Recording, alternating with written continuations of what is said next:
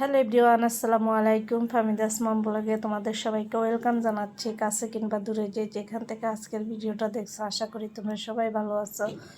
আলহামদুলিল্লাহ, তোমাদের তো আমরা সবাই ভালো আছি। তো বন্ধুরা, চলে আসলাম নতুন আরও একটি ভিডিও নিয়ে। তো এই ভিডিওটা কিছুদিন আগের করা ছিল, তো ভাবলাম তোমাদের সাথে শেয়ার করি। তো বন্ধুরা, আশা করি শুরু থেকে শেষ পর্যন্ত থেকে ভিডিওটা দেখবে। ভিডিওটা তোমাদের কাছে ভালো লেগে যেতে পারে। যদি ভালো লেগে যায়, চ্যানেলটিকে সাবস্ক্রাইব করে একটা লাইক করে বন্ধু হয়ে পাশে থেকে যেতে পারো। তো বন্ধুরা, চলো শুরু করা যাক। তো আজকে আমি কি কি রান্না করব না করব সেগুলার গুছগাছ করছি। তো মাছ বাজারে মাছের যে পরিমাণ দাম, তো এখানে অল্প করে কিছু মাছ নিয়ে আসা হয়েছে।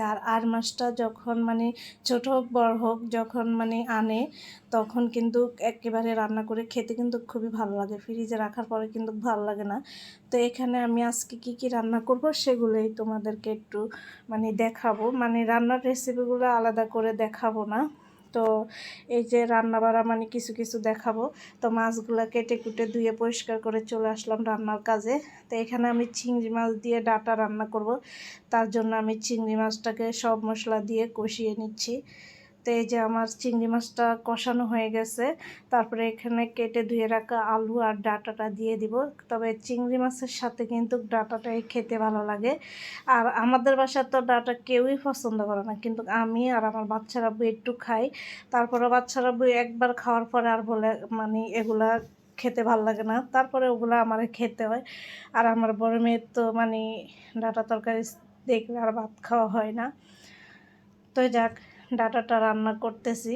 তো এখানে আমি ডাঁটা তরকারিটা কষিয়ে নেওয়ার পরে এখানে কিছু টমেটো দিয়ে দিব। তার পরিমাণ মতো ঝোল দিয়ে দিব। ঝোলটা দিয়ে আমি আবার একটু নাড়াচাড়া করে ঢাকনা দিয়ে ডেকে রেখে দিব। তো বন্ধুরা, প্রায় আমি 2 মাস পরে আমি ভিডিও আপলোড করতেছি। কারণ এই 2 মাসের ভিতরে আমাদের অনেক সমস্যা হয়েছিল। আমার ছোট মেয়েটা খুবই অসুস্থ ছিল। তো ছোট মেয়ের পিছনে আমার অনেকটা সময় দিতে হয়েছে। তো বন্ধুরা, এরই মাঝে আমি রান্নাটা কমপ্লিট করলাম। তো এখানে যে ডাটা নিয়ে আসছে, ডাটার শাকটা আমি একটু বেশি করে রসুন দিয়ে ভাজি করে নিলাম। আর এখানে আর মাছটা টমেটো দিয়ে ভুনা করলাম। তো আর মাছটা সত্যি টাটকা রান্না করলে কিন্তু খুবই ভালো লাগে। তারপরে এখানে এই যে ডাটা তরকারিটা। তো এই ছিল আমাদের দুপুরের আয়োজন।